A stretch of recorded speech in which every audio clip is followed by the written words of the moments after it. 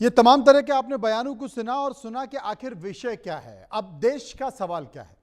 देश का सवाल है कि सैम पित्रोदा के बयान से बीजेपी को बिहार में क्या फायदा मिलेगा। देश का सवाल है कि क्या सैम पित्रोदा का जो बयान निकल कर आया है वो बयान तमाम परिस्थितियों के मद्देनजर बेहतर है, और एक्शन में बावजूद सैम पित्रोदा आखिर क्यों इस तरह के बयान दे रहे हैं। देश का सवाल है कि सैम पित्रोदा के बयान से बीजेपी को बिहार में फायदा मिलेगा और पित्रोदा के बयान से क्या सियासी घमासान छिड़ेगा। देश का सवाल है कि एक्शन के बावजूद पित्रोदा के बिगड़े बोल आखिर क्यों। अब विस्तार से चर्चा करेंगे, समझने की कोशिश करेंगे।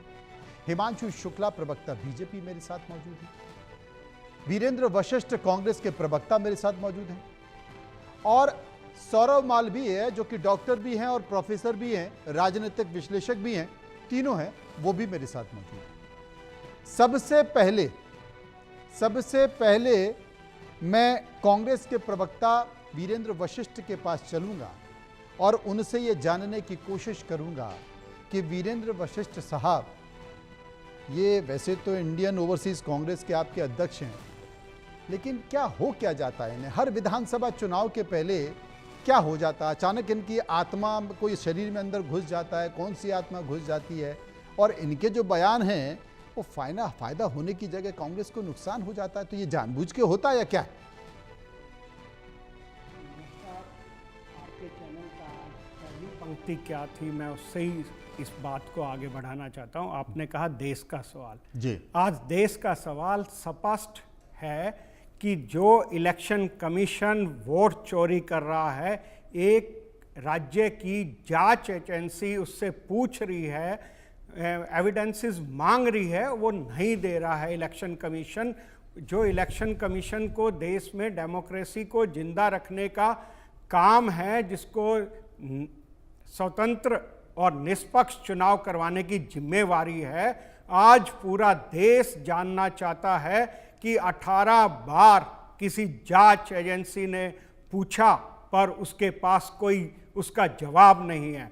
क्या देश को जानने का हक नहीं है कि वोट चोरी क्यों हो रही है? क्या देश को ये समझने की आवश्यकता नहीं है कि किस प्रकार षड्यंत्र के द्वारा उसके देश के नागरिकों की वोटों को काटा जा रहा है? क्या देश को चुनावी जो आज मैं ये कहूं कि देश और प्रदेशों में वोट चोरी से स्थापित सरकारें बनाई जा रही हैं, क्या इस देश का पहला मुख्य आज देश का सवाल केवल यही है कि वोट चोरी क्यों हो रही है? अब देश का सवाल एक और पूछ लेता हूं आपसे। सैम पित्रोदा ने कहा है कि साहब पाकिस्तान में, बांग्लादेश में और नेपाल में उन्हें घर जैसा महसूस होता है, भारत में नहीं होता। मैं आपसे पूछ रहा हूं वीरेंद्र जी, मैं वीरेंद्र जी आपसे पूछ रहा हूं कि क्या पाकिस्तान में, बांग्लादेश में, नेपाल में घर जैसा महसूस होता है आपको? देखिए, या हिंदुस्तान में होता है, भारत में होता है? नहीं। सैम पित्रोदा जी इस देश के एक विद्वान और वैज्ञानिक नागरिक हैं, जिन्होंने आज संचार के माध्यम से, आज पूरा राष्ट्र हमें देख रहा है, आप सब जानते हैं कि सैम पित्रोदा जी का योगदान भारत के संचार में C.डॉट से लेकर, और कि लोगों को उनके संचार क्रांति के विषय में तो पता है, पर टेक्नोलॉजी के विषय में जो उन्होंने स्वास्थ्य में काम किया है, जो मिशन उन्होंने लीड किए, उनके बारे में भी पता होना चाहिए। आज केवल मैं आपके चैनल की बड़ी कद्र करता हूं, पर मेरे को नहीं पता क्यों आज ये माना जाएगा कि देश में वोट चोरी जैसे मुद्दे से हटकर देश का सवाल एक अक्षर गलत या ठीक बताकर जो मेन मुद्दा दिया जा रहा है, आज केवल देश का सवाल वोट चोरी, महंगाई, बेरोजगारी, ये सब हैं।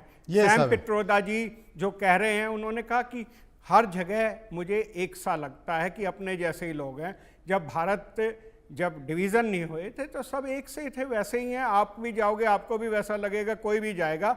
और मैं आपके चैनल के माध्यम से कहना चाहता हूं, जिसे भी इस पे वो दिक्कत है, और मैं पहला व्यक्ति हूं जो कह रहा हूं कि आपके चैनल से कि पाकिस्तान को एनिमी कंट्री भाजपा डिक्लेयर करे, पर हमें ये ये देखना है कि इसमें ये गट्स है क्या। जब पूरा देश चाहता था कि इस बार आर पार हो, क्या हुआ, बीच में ही सरेंडर हो गया। तो ये नहीं होना चाहता। डॉक्टर हिमांशु शुक्ला इसका जवाब देंगे।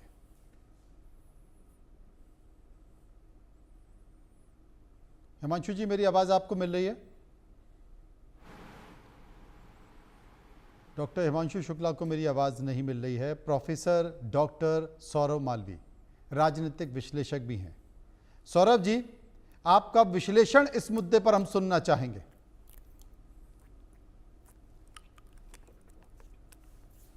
मनोज जी, इसे जरा सा दो अर्थों में समझना है। सैम पित्रोदा का वक्तव्य से पहले जरा कांग्रेस के हालात को देखने की जरूरत है।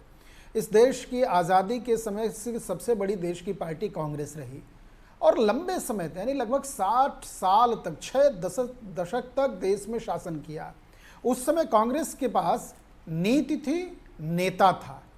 आज उसके बाद से जब राहुल गांधी के नेतृत्व में यानी उपाध्यक्ष हुए, फिर अध्यक्ष हुए, तब से लगातार लगभग देखा जाए तो 30 छोटे बड़े यानी राज्यों से लेकर केंद्र तक के और बहुत सारे चुनाव को लगातार कांग्रेस हारती गई।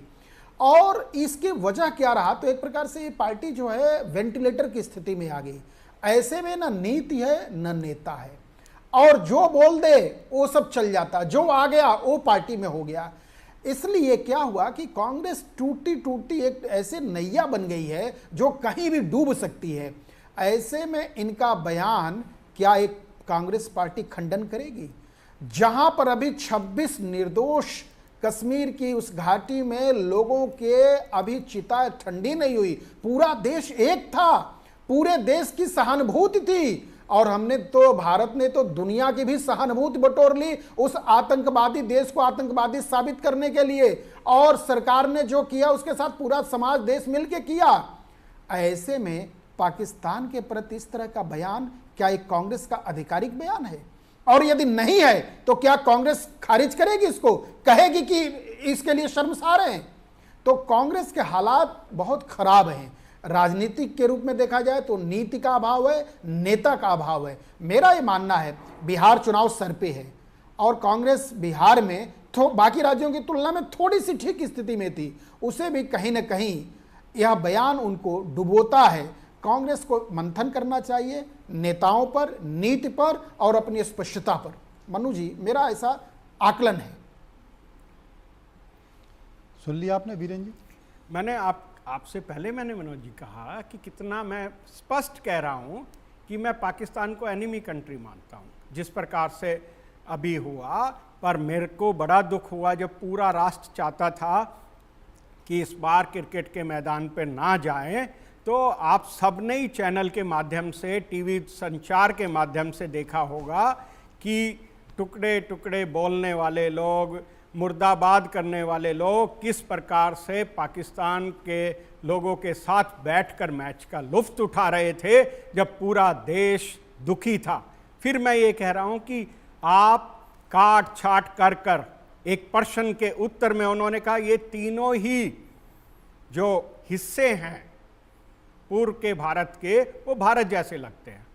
इसमें आज के मैं फिर वही कह रहा हूं कि आपका विषय देश का सवाल कतई ये इनको शर्म आनी चाहिए, एजेंडा चलाना नहीं है मोदी एक राजनीतिक दल के। एक मिनट, इनको शर्म आनी चाहिए। मालवीय जी, शर्म उनको आनी चाहिए जो कि जिन्ना की मजार पे गए, शर्म उनको आनी चाहिए कि जो बिरयानी खाने उनके घरों में गए, शर्म आनी चाहिए। राजनीतिक दल के प्रतिनिधि तो आप बोलिए कि सैम, आप बोलिए कि जिन्ना के मजार पे जाने वाले लोग इस देश के गद्दार हैं। आप बोलिए। आप जिन्ना को छोड़ दीजिए, आप बोलिए। मैंने साफ कहा कि मैं भारत को एनिमी, शर्म आनी चाहिए। भारत की एनिमी कंट्री है पाकिस्तान, मैं मान रहा हूं। आप पाकिस्तान को बोल रहे हैं कि हमारे भाई, आप कैसी बात बोल रहे हैं भाई? डिक्लेयर कर देनी आप चाहिए। जिस कांग्रेस भारत को सरकार देश को में देखा डिक्लेयर है, करना चाहिए जिस कांग्रेस पाकिस्तान ने, एनिमी जिस कंट्री कांग्रेस है। को चलिए, मैं समझ गया क्योंकि आप दोनों की प्रतिक्रिया आ गई, आप दोनों ने अपनी अपनी बात रख ली है। मेरे साथ डॉक्टर हिमांशु शुक्ला भी जुड़ गए हैं, मैं उन्हीं के पास चलूंगा। हिमांशु, क्या कहेंगे आप? राम, भारत माता की जय। क्या आप लोग को मेरी आवाज आ रही है? बिल्कुल क्योंकि पिछली भरपूर आ बार रही मुझे है। नहीं आ रही। भरपूर भरपूर। जी जी जी, तो मैं अपने बात की शुरुआत ऐसे करूंगा। एक पुरानी कहावत है, जब चंद्रगुप्त मौर्य के समय की है। जब सेल्यूकस नेक्टर से उनकी संधि हुई थी, तो उनकी पुत्री के साथ विवाह होने वाला था चंद्रगुप्त मौर्य का। तब चाणक्य ने उनसे कहा था बहुत बहुत आगे कि चले गए। नहीं नहीं नहीं, सुनिए तो, सेल्यूकस नेक्टर की जो बच्चा होगा वो कभी राजा नहीं बनना चाहिए, क्योंकि एक विदेश में बैठा विदेशी पैदा हुआ हाँ।